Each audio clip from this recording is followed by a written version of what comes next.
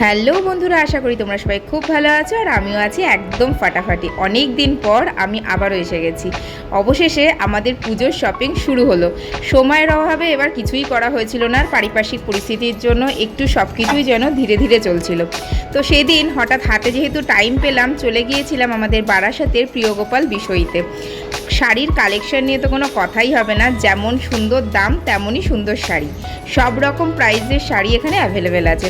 তো এখান থেকে আমি আমার শাশুড়ি মায়ের জন্য শাড়ি কিনে নিয়েছিলাম আর শ্বশুর মশাইয়ের জন্য টুকটাক কিছু কিনে নিয়েছিলাম। ব্যাস, আর কিছু কিনতে পারিনি কারণ খুবই ভিড় ছিল। নিজের জন্য দু একটা শাড়ি দেখছিলাম বটে, কিন্তু ঠিক সুবিধা করে উঠতে পারিনি কারণ বেশ ভিড় হয়ে গিয়েছিল। আর পেখম যেহেতু সঙ্গে ছিল একটু বিরক্ত করছিল। তো চটপট আমরা এইটুকু জিনিস কিনে নিয়ে বিলিং সেকশনে চলে এসেছিলাম। আর বিল করে আমরা ঠিক করলাম কোথাও একটু যাব খেতে। অনেক দিন পর যেহেতু তিনজন একসঙ্গে বেরিয়েছি, তিনজন একসঙ্গে বেরোনোর সময় সুযোগ কোনোটাই আমাদের হয় না। তো বেরিয়ে পড়লাম, বিলিং ঠিলিং সব সেরে নিয়ে একদম আমরা বেরিয়ে পড়েছি আর চলে এসেছি সোজা চারকোণে। চারকোণ জায়গাটা আগেও আমি ভিডিওতে বলেছি আমার খুব প্রিয়।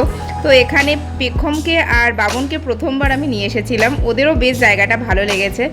আর সন্ধ্যা স্ন্যাক্সে অর্ডার করে দিয়েছিলাম একটু মিক্সড নুডলস আর একটু ফ্রাই চিকেন, ব্যাস আর কিছুই অর্ডার করিনি। আমরা কিন্তু খাবারটা দারুণ এনজয় করেছি এবং দারুণ গল্পগুজব করেছি, কারণ তিনজন সেভাবে বেরোনোর সুযোগই হয় না, আগেও তোমাদের বললাম। তো চলো, আজকে তো এইটুকুই। আমাদের শপিং তো অ্যাট লাস্ট শুরু হলো।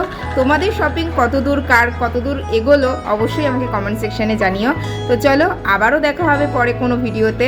ততক্ষণের জন্য সবাই ভালো থেকো, সুস্থ থেকো আর সবাই কিন্তু সেফ থেকো। আর সত্যি কথা বলতে এই জায়গাটা আমার সত্যি খুব ভালো লাগে। বন্ধুদের সঙ্গে আসতেও যেমন ভালো লাগে, তেমন পরিবারকে নিয়েও আসতে আমার খুবই ভালো লাগলো। বেশ কলেজ ফিল হয়। তো চলো, আজকের মতো এইটুকুই, টাটা।